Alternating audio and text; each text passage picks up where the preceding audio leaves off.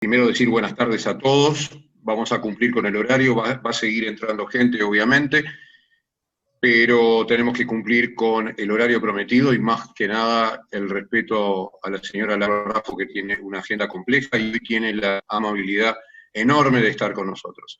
Así que en primer término vamos a dejar para el saludo inicial y la bienvenida del presidente de Beneibrit, el doctor Bernardo Eichenberg. Adelante, Bernardo. Buenas tardes para todos. En nombre de la Beneibrit Uruguay, quiero expresarle a la economista Laura Raffo, actual candidata a la Intendencia Municipal de Montevideo por la coalición multicolor, nuestro agradecimiento por su excelente disposición para compartir con nosotros, dentro de su apretada agenda que lo tenemos que reconocer, un tiempo para conocer algunas de sus iniciativas para nuestra ciudad. Bienvenida, Laura.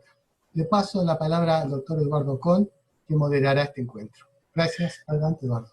Muy bien, reiteramos las buenas tardes y les señalamos que toda pregunta o comentario, si lo desean hacer, deberán hacerlo por escrito y en el chat. Ustedes están con los micrófonos en mudo para preservar el sonido y la seguridad de esta actividad. Como ustedes saben, Laura Raffo es economista por la Universidad de la República, posee un máster en Administración de Empresas de la Universidad de Montevideo, con 20 años de experiencia en cargos gerenciales y directivos en organizaciones tales como Microsoft, Manpower, PGG Wrightstone, Endeavor y ESPN, con responsabilidad en varios mercados de la región. Fue reconocida como la octava líder empresarial de mejor reputación corporativa de Uruguay en 2019 por la investigadora internacional Merck y el diario El País. Es reconocida conferencista, ha brindado charlas en el sector privado y en organismos internacionales como BID, ONU y OIT. Asimismo, en el 2016 publicó su primer libro, La economía al alcance de todo, un bestseller que ya lleva 5 ediciones. Fue economista de referencia y representante de imagen de Sura, integró el directorio del Banco Santander. Desde Endeavor desarrolló junto al BID el programa Más Emprendedoras, que benefició a más de 4.200 uruguayas. Integró el consejo directivo de la Organización de Mujeres Empresarias del Uruguay, de la cual es miembro fundadora. También integró el directorio de la Asociación Casa Ronald, que apoya las necesidades de salud de niños uruguayos, y participa desde hace más de 12 años de las actividades de la Fundación Teletón. Reiterando que las preguntas deben venir por escrito al chat. Es un honor para todos nosotros y para Beneibrit recibir a la economista Laura Raffo, a quien ya le adelantamos, como le dijimos a su equipo, que una vez terminada su exposición haremos preguntas, pero culminaremos en la hora prevista de actividad como máximo. Adelante, economista. Bueno, muchísimas gracias por esta bienvenida tan cálida. Es un placer estar con ustedes. Hace poco tiempo tuve el placer de dar otra charla para la Beneibrit, para las mujeres de la Beneibrit, en el Hotel Sheraton hace un tiempo atrás, y les agradezco muchísimo la invitación. Como ustedes saben, estoy acá viviendo una campaña electoral muy intensa. Quedan solamente 30 días de campaña y estamos muy entusiasmados con el equipo de lo que venimos haciendo hasta ahora y muy entusiasmados de tener la oportunidad de presentar nuestra visión para lograr un mejor Montevideo para todos. Si les parece, les quería contar las distintas propuestas que tenemos en las distintas áreas de preocupación de los montevideanos para que ustedes las puedan conocer de primera mano y después dejamos el tiempo libre para las preguntas, que siempre suele ser lo más interesante. Antes de empezar con el programa, contarles que desde el punto de vista personal y como mujer, para mí esto ha significado un desafío muy grande. Cada vez que emprendo algo nuevo lo hago con muchísima pasión, con mucha energía, con mucho foco.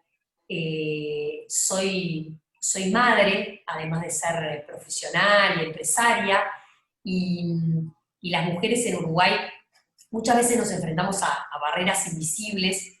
Tenemos que demostrar doblemente de lo que somos capaces para lograr estos temas. Entonces, para mí el tema de la mujer es muy importante y también está presente en todo el programa.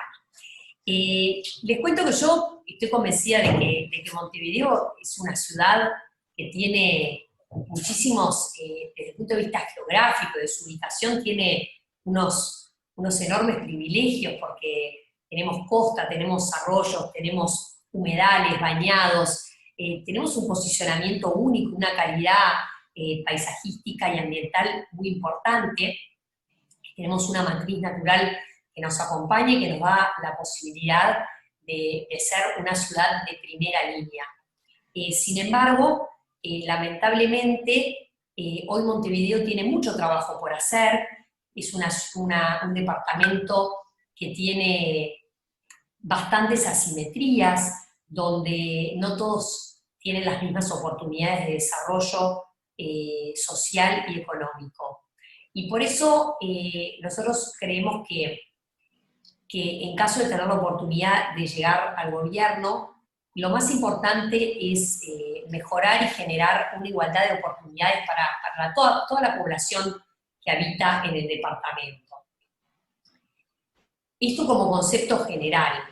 Y otro concepto general que también quería señalarles es el poder contar con una administración profesional, clara, transparente, que haga rendir al máximo el esfuerzo de todos los montevideanos que colaboran con sus impuestos y que luego tienen que recibir servicios de parte de la ciudad, la limpieza, el transporte, las veredas, las calles, servicios que estén a la altura de sus necesidades.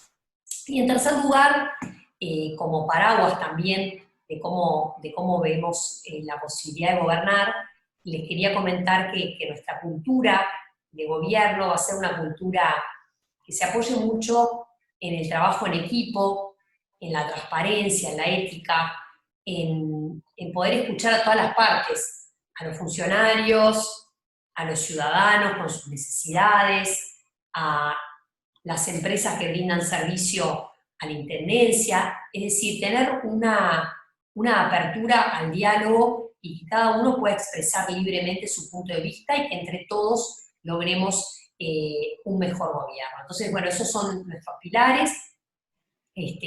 Primero, aprovechar al máximo este fantástico punto en el que nos encontramos y lograr una igualdad de oportunidades para todos. Segundo, administrar bien. Y tercero, generar esa cultura de gobierno abierta al diálogo y transparente. Y hemos presentado, creo que ustedes ya deben estar enterados, que fuimos presentando un programa de gobierno en etapas, en 7 capítulos, de temáticas que nos parecieron que eran muy relevantes. Tenemos también trabajadas otras temáticas, pero estas fueron las que consideramos que eran más importantes para transmitir. Y la primera que presentamos fue Montevideo se reactiva, que es el capítulo que está dedicado a pensar cómo puede hacer el gobierno de Montevideo para ayudar a la generación de empleo en el departamento, algo que es crucial en estos momentos post-pandemia. Y en ese sentido, lo que nosotros planteamos es el apoyo a los comercios de barrio, a través de la exoneración de tasas y de tributos que pagan a la intendencia, y también planteamos el construir en una red de centros de apoyo para emprendimientos en los 8 municipios. En el entendido que en estas épocas de crisis, muchas veces las personas tratan de subsistir haciendo lo que mejor saben hacer. Es el caso típico que hemos visto de la costurera que se puso a usar tapabocas, o el que hace viandas en su casa, o el que hace reparaciones a domicilio. Y esas personas, para tener un sustento en el largo plazo, muchas veces requieren redes que los apoyen. Entonces es importante que la Intendencia le dé territorialidad a estas redes, porque existen esfuerzos a nivel nacional, y en coordinación con ANDE, con la ANI, con los otros organismos nacionales que apoyan emprendimientos, la Intendencia puede llevar esto a los distintos barrios. Y finalmente, en el Montevideo se reactiva, también planteamos la importancia de facilitar la instalación de proyectos que dinamicen el departamento. Proyectos de inversión, que puedan que puedan ser considerados y que puedan aprobarse de manera más ágil, porque lamentablemente hoy están sometidos a un tema burocrático bastante pesado y se requieren agilizaciones. Eso fue nuestro primer capítulo de gobierno, que lo presentamos ya a fines de junio, así que desde ahí que estamos contando cómo es que vemos la posibilidad de hacer las cosas en la Intendencia. El segundo capítulo de gobierno que presentamos tiene que ver con lo que hablábamos al principio de generar igualdad de oportunidades. Nosotros somos muy conscientes de que hay una gran cantidad de personas en Montevideo, unas 120.000 personas, que viven en condiciones que no son dignas, no tienen oportunidades de desarrollo, viven en casas donde no tienen acceso a agua potable, son casas que se inundan o que se llueven, cuando salen de las casas no tienen veredas, no tienen calles, son personas que viven en asentamientos irregulares, hay 330 asentamientos en Montevideo y hay unas 120.000 personas que viven en estas condiciones.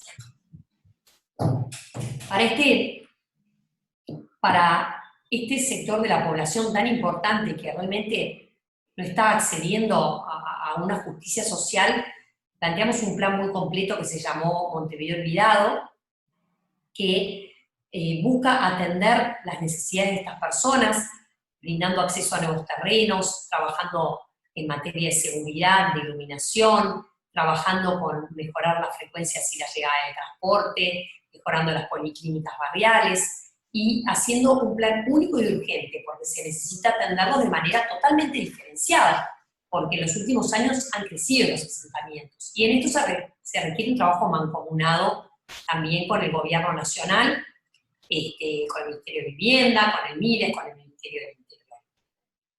Eso fue nuestro segundo capítulo del plan de gobierno, que lo presentamos con la esperanza de realmente poder cambiar de una vez por todas esta realidad tan difícil a la que se enfrentan las personas que viven en asentamientos irregulares. Luego de esto presentamos planes para dos áreas muy importantes también de la Intendencia y del quehacer de todos los días de los montevideanos, porque todo nuestro plan está enfocado en cómo mejorar la calidad de vida de las personas. Y eso fue Montevideo Limpio y Montevideo Ágil. Montevideo Limpio tiene que ver con un tema que preocupa muchísimo a los montevideanos, que es con la falta de limpieza de la ciudad y los problemas en recolección de basura y en la capacidad que tiene nuestro departamento de reciclar y de generar valor a partir de los residuos, algo en lo que venimos muy, muy atrasados. No es solo la falta de limpieza de la ciudad que a todos nos preocupa. El reciclaje realmente ha avanzado de manera mínima. Fíjense ustedes que en un año se logra reciclar en Montevideo menos de lo que la población genera en un día. Entonces, fíjense si habrá que avanzar en este sentido. Ahí presentamos un plan muy detallado, que lo trabajamos con los técnicos del PERI. Como ustedes saben, es un partido que se ha especializado muchísimo en temas de medio ambiente y de gestión integral de residuos. Y lo que nosotros proponemos es crear un círculo virtuoso entre los hogares, la recolección, las plantas de clasificación, para terminar generando valor a partir de los residuos, y creemos que se pueden generar como mínimo unos 600 millones de pesos por año valorizando residuos vinculados a residuos orgánicos, al compostaje y a la bolsa.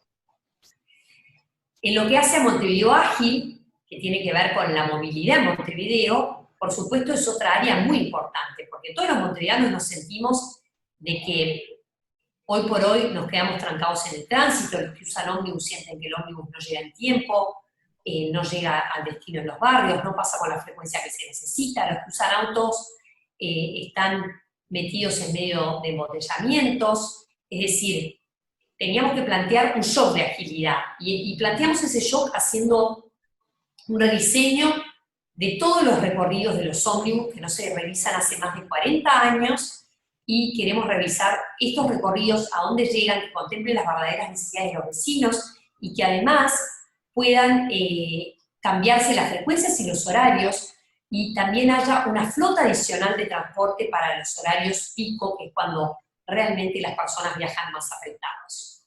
Y para quienes manejan vehículo propio, lo que estamos planteando es hacer carriles intercambiables en las arterias de mayor tránsito, 8 de octubre, la Rambla, donde los carriles pueden dirigirse hacia el centro en horarios de mayor concentración y volumen de tránsito hacia allí, y por el contrario, dirigirse hacia las afueras de Montevideo en horarios de salida. Esto para el primer año de gobierno.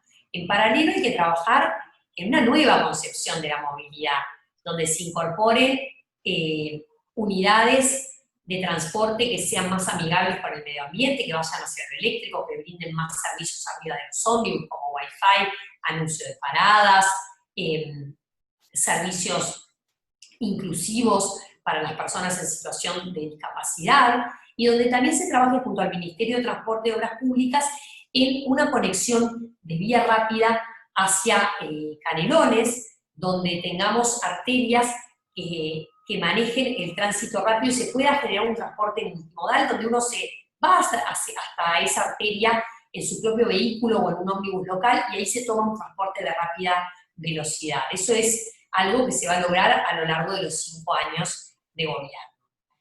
Estos fueron los primeros 4 capítulos que presentamos: Montevideo se reactiva, Montevideo olvidado, Montevideo limpio, Montevideo ágil, que hacen a temas centrales de la Intendencia. Y luego de presentados estos capítulos, presentamos otras temáticas que son muy relevantes, pero que quizás no están tan intrínsecamente vinculadas con los servicios cotidianos que uno recibe de la Intendencia, sino con cómo uno vive su propia ciudad. Y ahí incluimos todo el tema de la cultura en nuestro programa Montevideo Te Invita, que lo que busca es establecer a Montevideo como un polo de atracción turístico-cultural, que es muy importante, y busca posicionar no solamente a los grandes artistas que han existido en Montevideo, y posicionar circuitos turísticos, culturales, sino también rescatar el tango, porque Buenos Aires puede ser la capital del tango y Montevideo no lo es. Rescatar eso, rescatar el candombe también, y trabajar para que cada barrio recupere su identidad y su cultura y sus vivencias. Y también trabajar mucho para potenciar la industria audiovisual, que hoy tiene un gran desarrollo en Montevideo, y que está Montevideo, al haber logrado contener la pandemia mejor que otras ciudades del mundo, hoy por hoy está siendo destino de grandes producciones cinematográficas y de producciones de contenidos y publicitarias.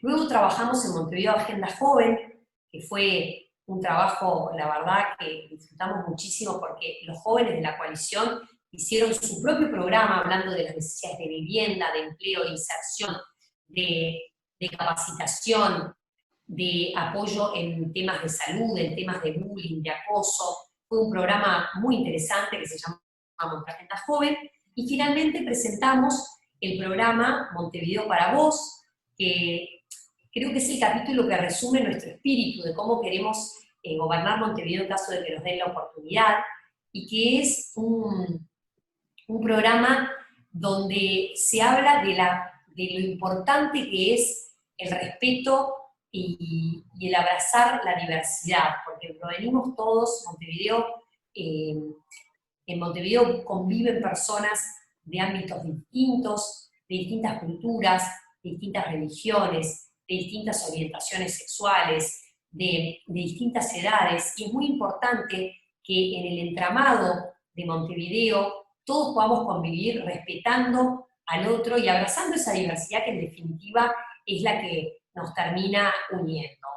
Entonces esto fue el cómo fuimos contando este programa. La verdad yo lo estoy viviendo con una enorme pasión, con muchísimas ganas de poder transformar y abrazar el cambio, por supuesto de sostener las cosas que se han hecho bien, porque tampoco uno puede considerar que hay que hacer borrón y cuenta nueva, sino que las cosas y las conquistas logradas y las mejoras logradas, por ejemplo, en materia de espacios verdes, tienen que sostenerse y mejorarse aún más, pero creemos que con este programa estamos contemplando los reclamos de la mayoría de los montevideanos. En todo el capítulo de Montevideo Ágil está descrito también lo que tiene que ver con el mantenimiento de las veredas, con el mantenimiento de las calles, temas que a todos nos afectan nuestra cotidianeidad.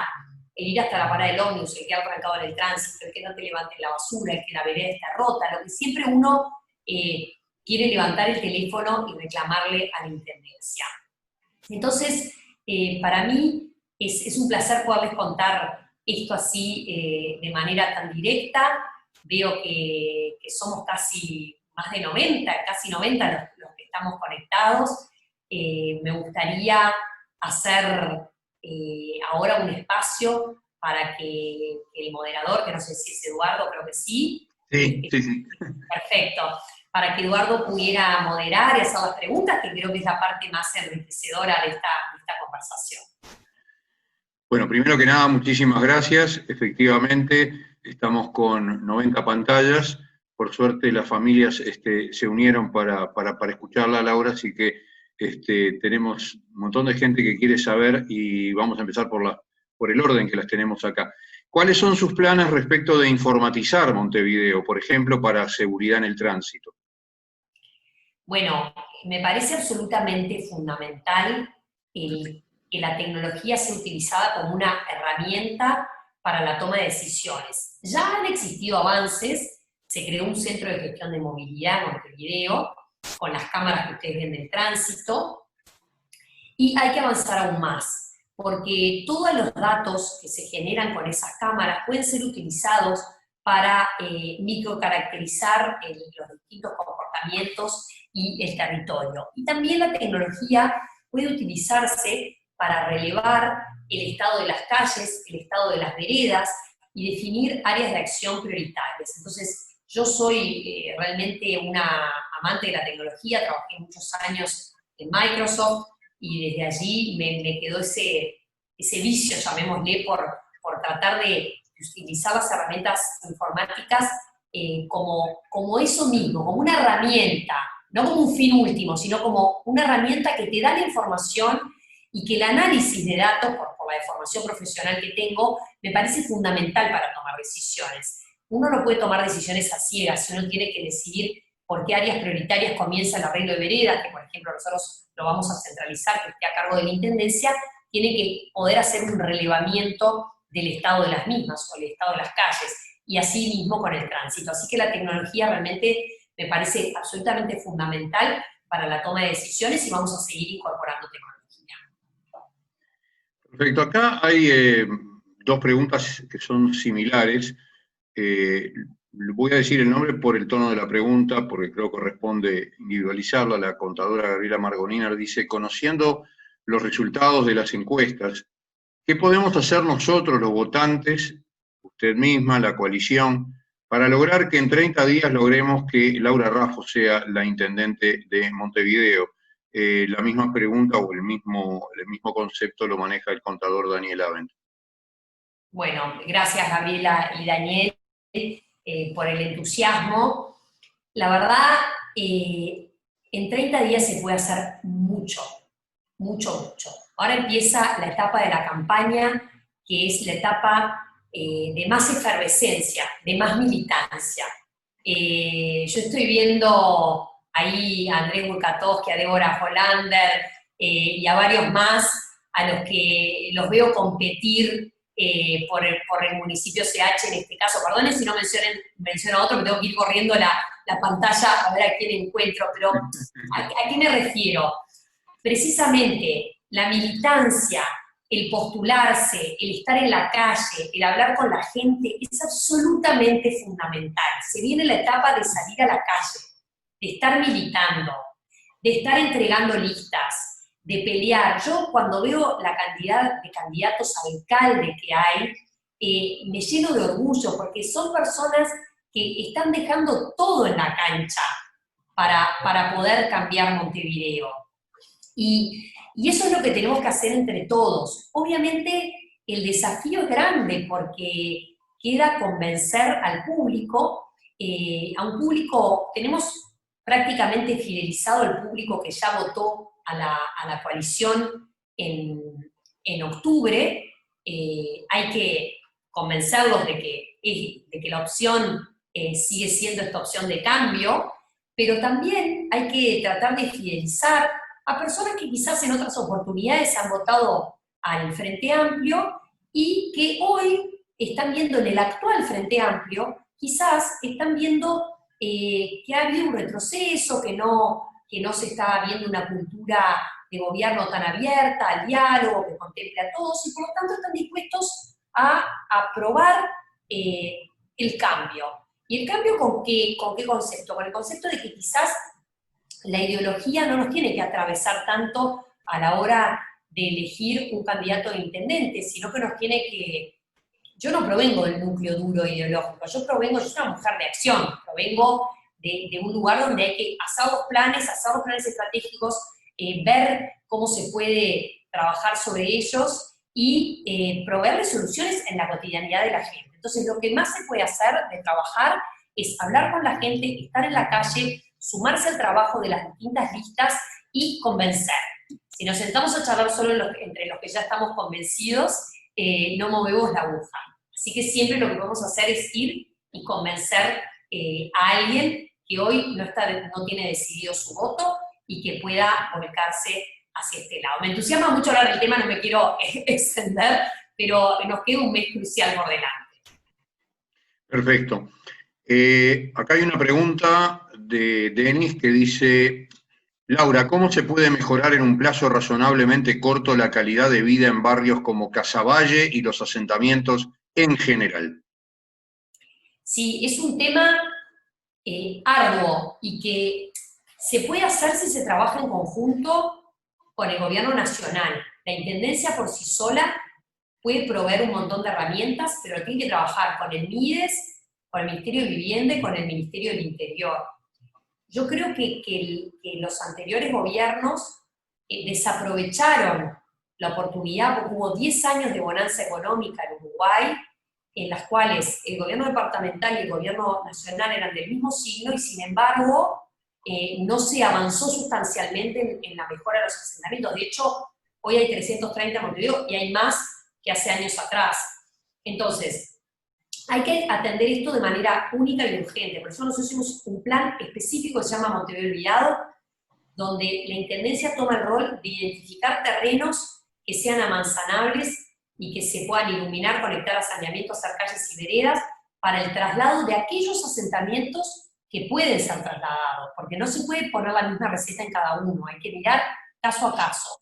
Y la Intendencia proveer de esos terrenos, pero trabajar en conjunto con el Ministerio de Vivienda para generar un plan de vivienda que pueda darle soluciones a estas personas. Y después en los asentamientos y en los barrios donde ya hay infraestructura básica y que no es necesario los traslados, hay que trabajar para llevar los servicios, trabajar mucho en las policlínicas municipales para ampliar los horarios y los servicios, trabajar con los medios de transporte para que las frecuencias y los ómnibus locales lleguen realmente, que la infraestructura de paradas sea una infraestructura de paradas que realmente opere de refugio a la gente que está esperando del ómnibus, sino 4 palos y una chapa arriba.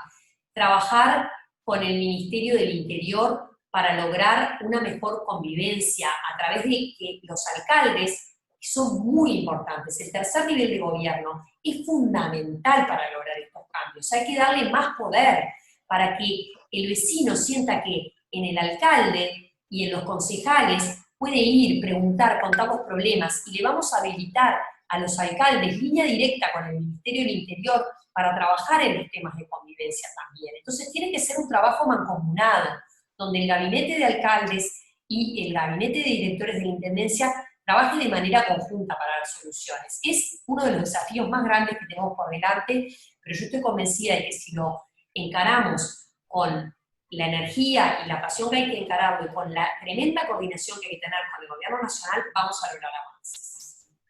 Acá hay un tema que está en 2 preguntas.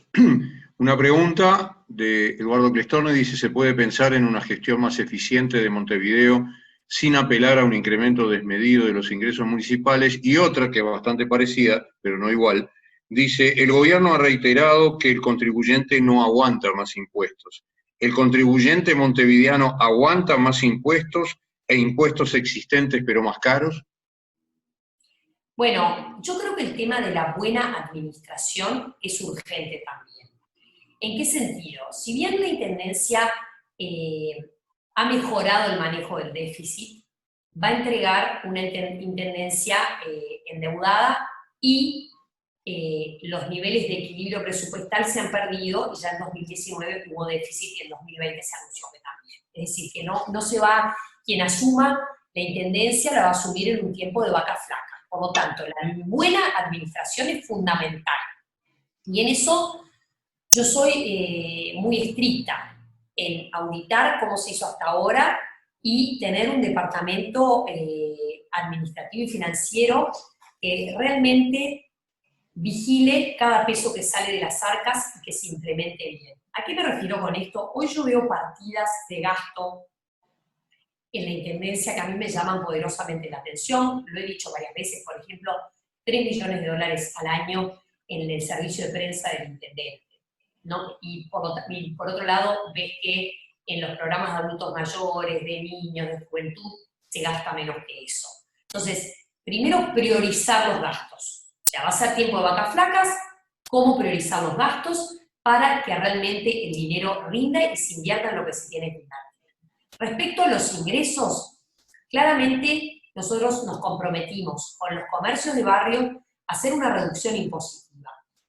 Eso va a afectar las arcas de la Intendencia, pero en una medida en la cual se genera y se mejora la actividad de la economía y la sociedad toda, porque mejora el empleo, mejora los niveles de consumo, y por lo tanto eso después redunda en mayores beneficios. Yo no creo que sea el momento de aumentar impuestos. En medio de una crisis económica es muy difícil pedirle al contribuyente que haga un esfuerzo más. Yo creo mucho al contrario, en tratar de colaborar y de ser un socio del ciudadano y del pequeño comerciante para que estos se recuperen y ser un buen administrador de los dineros públicos de manera tal de que rindan para dar servicios de primer nivel y no que se gasten 2 millones de dólares al día, como sucede hoy en la Intendencia, y no tengamos solucionado ni el tema del transporte, ni el de la basura, ni el de las veredas, ni el de la iluminación. Así que una buena administración en tiempo de vacas flacas es absolutamente crucial. El ingeniero Mario Goldman dice lo siguiente: las veredas están en malas condiciones, pero además porque no se habla del estado del pavimento de las calles. Realmente es un desastre. Lo digo con propiedad, ya que personalmente fui director de vialidad y sentí la presión enorme en los años 87, 88 y 89. Ahora nadie protesta por ello. ¿Está eso en su agenda? Sí, por supuesto que está en la agenda. De hecho, está en el capítulo que se llama Montevideo Ágil, donde hay toda una sección de mantenimiento vial. Y dentro del mantenimiento vial se habla del estado de las veredas y del estado de las calles. Como decíamos hace un rato, es crucial hacer un relevamiento del estado de las veredas y de las calles. Para ese relevamiento, en principio, le vamos a pedir, una vez más, ayuda a quienes, a los alcaldes, porque hay que empoderarnos con esto. Entonces, nos comprometemos en los primeros meses de gestión a que cada alcalde releve dentro de sus municipios el estado de las veredas en las distintas zonas y que detecte si la vereda está rota, por qué motivos, porque puede ser por motivo de uso, puede ser por motivo de arbolado, puede ser por motivos de roturas por servicios públicos, OCE, UTE, lo que fuera. Entonces, sea cual sea esos motivos, se va a terminar haciendo cargo la Intendencia y del vecino, se propone un cambio en el registro municipal para que la Intendencia sea quien haga y construya las veredas. Entonces, después del relevamiento que hagan los 8 alcaldes, se va a hacer un presupuesto para hacer la reparación de veredas en todo Montevideo, obviamente licitando y para poderse hacer en tiempo y forma y además accediendo a precios obviamente diferenciales respecto de lo que podría acceder un vecino que paga la vereda. Eso en cuanto a veredas. En cuanto al pavimento, estoy muy de acuerdo con lo que se menciona. Realmente el estado de mantenimiento es muy pobre. El otro día salió un informe donde quedaba muy notorio que el estado de las calles era realmente de urgente consideración, y allí lo que nosotros planteamos en nuestro capítulo es revisar el sistema de gestión del mantenimiento. Si la persona que pregunta fue director de vialidad, se sabrá cómo influye cómo se gestiona ese mantenimiento, el cómo se hacen los bacheos, las reparaciones. Entonces tenemos que reconfigurar ese sistema y apuntar a que haya una mayor calidad y frecuencia en la reparación de las calles. Daniel Isakovich pregunta, ¿usted cree que una herramienta tecnológica aprobada para combatir la violencia de género contribuiría a revertir la diferencia en las encuestas? Bueno, no sé si eso específicamente. Nosotros hemos propuesto, por supuesto, temas muy importantes en cuanto a la violencia de género, sobre todo en cuanto al acoso callejero, que es, nosotros tenemos que garantizar como gobernantes una ciudad libre de violencia. Eso pasa por un lado, por supuesto, tener todos los protocolos necesarios para hacer las denuncias de violencia de género, pero con el protocolo solo no alcanza, hay que hacer campañas de concientización y lograr que haya una condena social a la violencia de género. Como intendencia propusimos campañas contra el acoso callejero y en particular en los medios de transporte. Yo no sé a qué herramienta se refieren, encantada de conocerlas y después me la pueden mandar.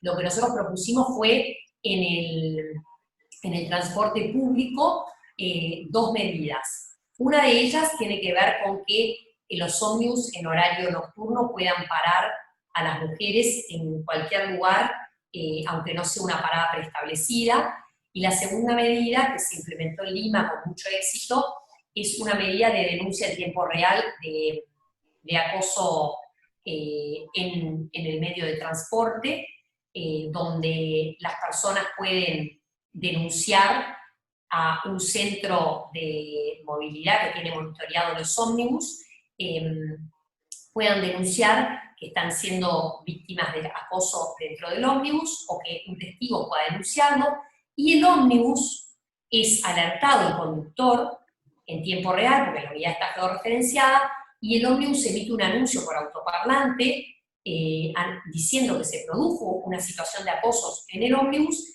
¿Y eso qué genera? Genera una inmediata condena social de eso que está pasando. Todo el mundo mira, imagínense que pase eso en el ómnibus, la gente se indigna, mira cómo, qué sucedió, la víctima se siente más protegida, el acosador se siente más condenado, y esto ha reducido drásticamente el acoso en los medios de transporte.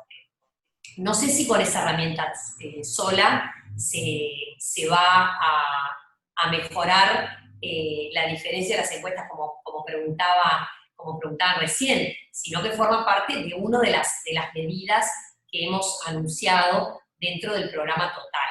Entonces, lo importante creo que es tomar en cuenta todo el programa y sobre todo la cultura de gobierno que nosotros estamos promoviendo, en contrapartida con la cultura de gobierno que promete la actual Frente Amplio. Uno de los problemas mayores, dice Pascual, que puede enfrentar como intendenta es la relación con ADEOM. ¿Cómo tiene prevista esta interrelación? La verdad, yo estoy muy acostumbrada a relacionarme con trabajadores sindicalizados y no sindicalizados, porque he trabajado en muchas industrias, y creo que toda relación con los sindicatos debe basarse en un diálogo abierto y en mucho respeto por el otro. Yo ya he estado reunida con la directiva de ADEOM y con la secretaria ejecutiva Valeria Ripoll, y ciertamente yo creo que lo que ha sucedido en el último tiempo es que las últimas medidas de conflicto que instrumentó ADEOM tuvieron más que ver con una incapacidad del gobernante para establecer un buen diálogo que con una intransigencia del sindicato. Yo les pongo un ejemplo sencillo. Fíjense que en enero hubo un problema con los guardavidas, terminaron haciendo un conflicto en las playas de Montevideo, no hubo guardavidas. El conflicto se generó porque los guardavidas se quejaron de que no habían recibido protector solar, pero lo habían recibido vencido y que no tenían baños. Y el gobierno no fue capaz de solucionar algo tan sencillo como entregar protector solar en fecha y poner baños. No era algo complejo y complicado. El gobierno llegó hasta última instancia y el conflicto derivó y tomó de rehenes a todos los montevideanos. Entonces me parece que una buena relación con el sindicato pasa por estar abiertos al diálogo y saber solucionar los temas antes de que se llegue a las últimas instancias de un conflicto. Y esa es la actitud que nosotros vamos a tener en caso de llegar al gobierno. Soy Gustavo Sánchez, dice acá. Quisiera saber un planteo sobre accesibilidad para las personas discapacitadas como yo. Bien, Gustavo, no conozco en qué situación de discapacidad estás tú, pero como hablas de accesibilidad, estimo que quizás estés en silla de ruedas, no sé si querés aclararlo y lo vemos, pero nosotros presentamos el último capítulo que se llama Montevideo para Vos, y que habla de la inclusión y aceptar y abrazar la diversidad. Habla, por supuesto, en una sección para mujeres, otra para personas afro-uruguayas, otra para personas en situación de discapacidad, para migrantes, para la comunidad LGBT, y dentro de las personas en situación de discapacidad, lo que planteamos como idea central es actualizar el plan de accesibilidad de Montevideo y lograr llegar al concepto de lo que se llama la cadena de accesibilidad, es decir, que tú te puedas trasladar desde donde estás, supongamos tu hogar, hasta tu lugar de destino, y que puedas moverte en ese lugar, y que toda la cadena esté pensada como una cadena de accesibilidad, es decir, que puedas salir de tu hogar y estar por las veredas que sean accesibles, que no estén rotas, que tengan rampas, poderte subir al transporte público con accesibilidad, que el lugar donde te bajes tenga accesibilidad, que el museo que vayas a visitar o el lugar al que vayas a asistir tenga baños para personas con discapacidad, que luego en tu trayecto de regreso también esté esa cadena. Para eso, lo que nosotros planteamos, en nuestra fórmula está Romina Fasulo, que es una persona en situación de discapacidad, y una premisa que siempre vamos a dar presente es, que siempre dicen es, nada sobre nosotros sin nosotros, es decir, no se puede armar un plan de accesibilidad sin incorporar el punto de vista de las personas que están en situación de discapacidad. Ese es el planteo, no sé si ahí contestó Gustavo. En silla de ruedas. En silla de ruedas, sí. O sea que está bien, Gustavo, entonces es esto que te estaba planteando. Realmente, hoy ¿qué pasa? En Montevideo no vemos personas en silla de ruedas en las calles. ¿Por qué? Porque no tienen cómo moverse. Entonces, no es que no haya personas en silla de ruedas en Montevideo, sino que no tienen la autonomía para salir a la calle solos. Y la verdad es muy importante brindarles las herramientas para que puedan tener esa autonomía. También en ese plan, que lo puedes descargar de laurarrafo.uy, en el capítulo Montevideo para Vos, en ese plan hablamos de que se cumplan los cupos para la empleabilidad de personas en situación de discapacidad, que es un 4% de la planilla en el Estado, tendría que cumplirse y no se cumple. Así que tenemos hay muchas medidas ahí, pero te mencioné lo conceptual principalmente. Y el plan completo lo puedes ver en laurarrafo.uy, en el capítulo de Gobierno Montevideo para Vos. Santiago Pérez dice, ¿entendí bien? ¿La Intendencia gasta 2 millones de dólares por día? ¿En qué? Gracias, Santiago, candidato a concejal por el municipio G. Santiago, ¿cómo te va? Bueno, otro de los candidatos que la pelea todos los días y que milita, me imagino. Sí, claro, la Intendencia gasta en el entorno, redondeando, ¿no? Según el año, unos 700 millones de dólares al año, son 2 millones de dólares por día. ¿En qué? Bueno, la mayor parte del dinero de la Intendencia se va en los departamentos de desarrollo ambiental, que es el departamento donde está la división de limpieza. Eso se lleva la quinta parte del gasto de la Intendencia, entre la quinta y la cuarta parte del gasto de la Intendencia. Otro tanto se lo lleva el departamento de movilidad. Y sin embargo, no es que funcionen bien, porque si uno dijera, bueno, entre la quinta y la cuarta parte del presupuesto de la Intendencia se lo lleva el Departamento de Desarrollo Ambiental, pero la verdad tenemos una ciudad limpia, impecable, se recicla todo, generamos valor a partir de los residuos, uno dice, bueno, fantástico, pero no, lamentablemente se lo lleva ese departamento y no tenemos los resultados que hay que tener. Así que sí, esa es la realidad, por eso no es un problema de falta de presupuesto, sino que creo que es un problema de cómo se utilizan esos fondos. Miguel Silverman pregunta, pregunta, primero expone y después pregunta. Ana Balog, nacida en Montevideo en 1930, fue la única víctima uruguaya en el holocausto del pueblo judío cometido por los nazis. Sus padres decidieron volver a Europa en la década del 30 y bueno, luego sucumbió a la barbarie nazi. ¿Consideraría usted y la coalición elevar un proyecto a la Junta Departamental proponiendo que un tramo de la Rambla Wilson u otra frente al monumento del holocausto, ese sería el caso de la Rambla Wilson, frente al monumento del holocausto del pueblo judío, pueda llevar su nombre? Yo creo que sí, que puede considerarse. Realmente, precisamente en el espíritu de nuestro programa de gobierno es poner en valor y abrazar la enorme diversidad que tenemos, y por lo tanto la colectividad judía tiene que estar contemplada, los católicos tienen que estar contemplados, que tienen también su virgen en la Rambla, las distintas religiones tienen que estar contempladas, porque eso habla de que tenemos que convivir en paz entre nosotros. Así que, bueno, por supuesto que lo pondríamos a consideración y que habría que analizar el tema y la empresa Intendencia Municipal de Montevideo, ¿necesita 8.000 empleados? Bueno, es una empresa, es un gobierno, pero está bien, a veces uno hace las comparaciones con el sector privado porque se brindan servicios, en este caso a los contribuyentes, pero acá la responsabilidad es mucho más grande, porque las empresas privadas, si brindan un mal servicio, el cliente deja de comprar y se funde. El gobierno es el responsable de brindar, el responsable único de brindarle estos servicios a los ciudadanos. Entonces la responsabilidad es enorme, el ciudadano no puede elegir, no voy a pagar la patente o no voy a pagar la tasa de saneamiento porque no me gusta el servicio que me están dando. Entonces, realmente la responsabilidad es enorme.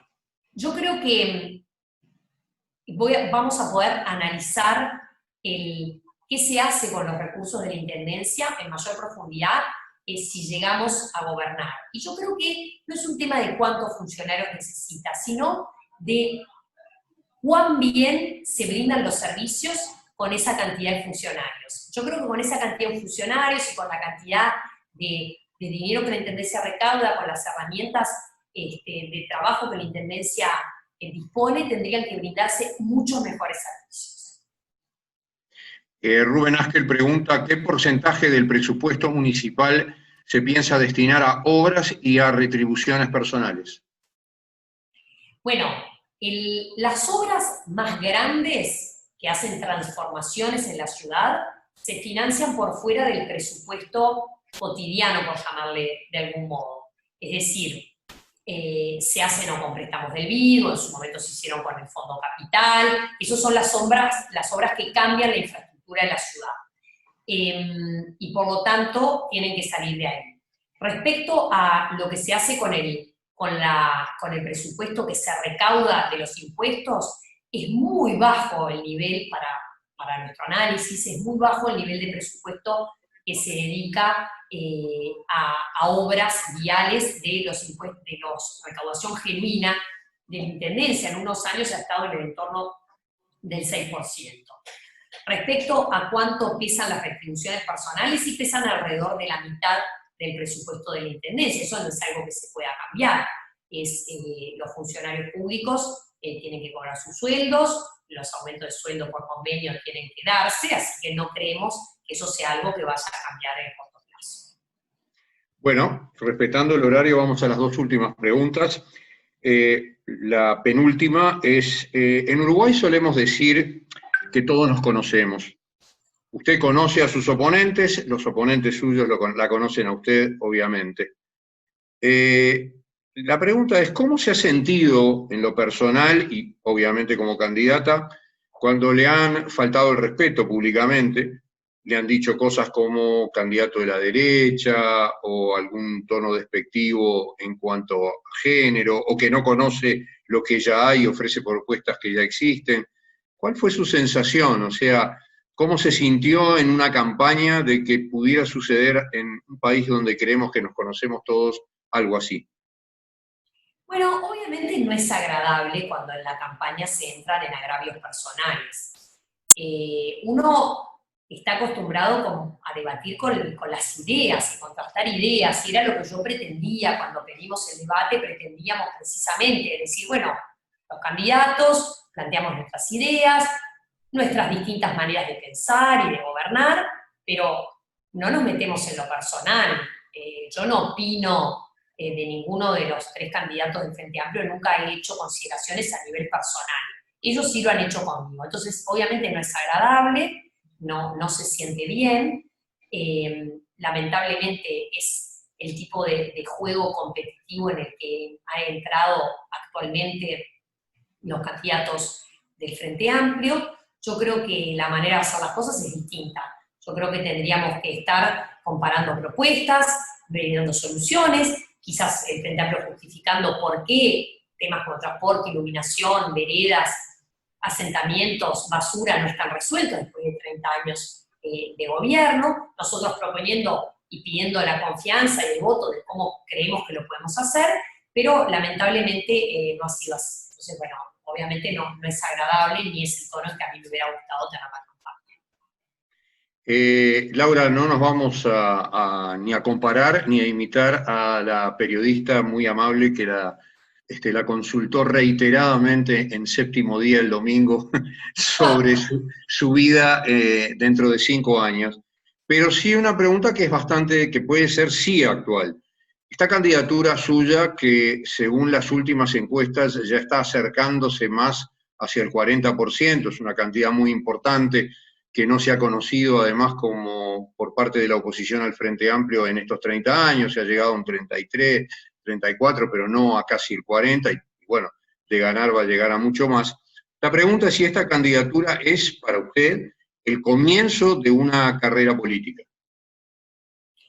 Bueno, yo creo que sí, y me lo tomo con mucha humildad. Hay que esperar a los resultados, a la votación.